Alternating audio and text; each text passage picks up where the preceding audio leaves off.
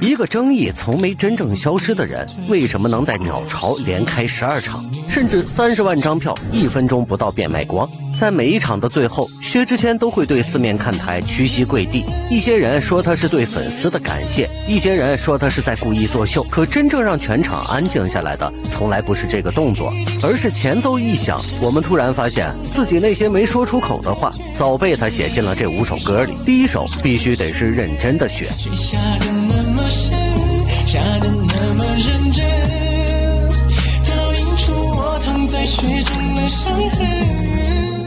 这是薛氏情歌的原始起点，很多人对这首歌的记忆还停留在2006年大街小巷的门店里，能哼完整首却对本人没什么印象。这是因为这首歌红了后直接被公司雪藏了整整7年。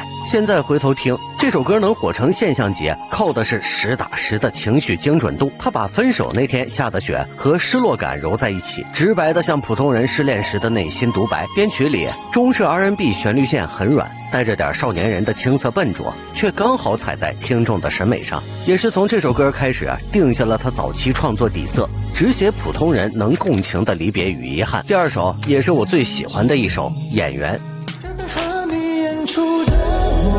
视而不见，在一个最爱你的人即兴表演，算是他创作技法成熟的巅峰之作，也是他把情绪细节玩到极致的成果。用19个月磨一首歌，歌词用演戏做隐喻，写亲密关系里的刻意体面与假装洒脱。即使台下的观众就我一个，连这种恋爱里的细节拉扯摊开了给人看。主歌平缓叙事，副歌情绪逐层递进，让人越听越带入。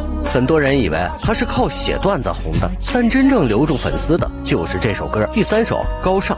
放弃饭全糖，像从了凉，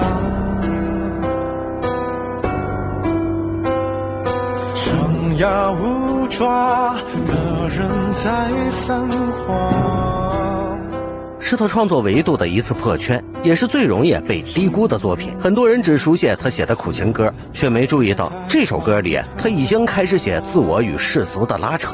发歌后3个月就是李雨桐事件，也是他经历的全网最大规模黑潮。编曲和作曲全程带着压抑的暗黑感，鼓点沉得像压在心上，歌词里全是反讽。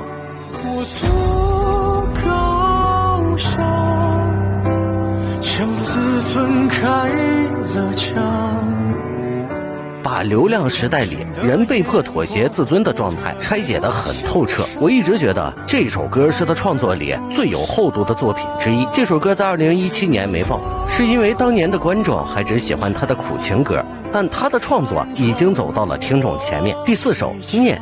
看满手锣鼓喧天，看百回正气都变，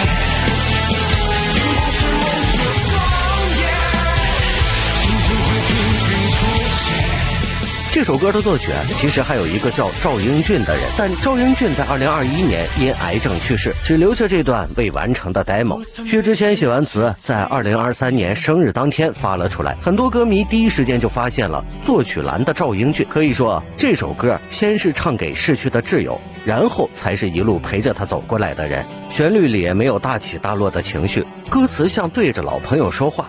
你听那句，你何苦将我牵连，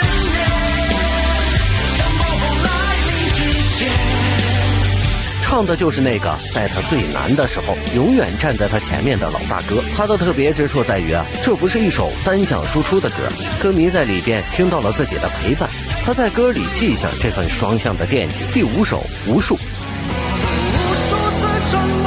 我原谅了你的不敢靠近，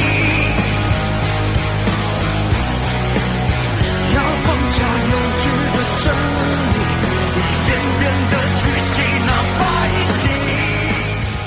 这是他创作格局升级的标志性作品。写这首歌时的薛之谦已经不需要靠感情证明市场号召力，他选择写一些更普世的东西。于是他跳出男女情爱，写困境中的坚守，写黑暗里的微光，写每个普通人在生活里无数次跌倒又爬起来的韧性。编曲用厚重钢琴打底，混着流水声和渐进的打击乐，氛围感拉满。这首歌在2022年发行，是流行病最严重的那一年。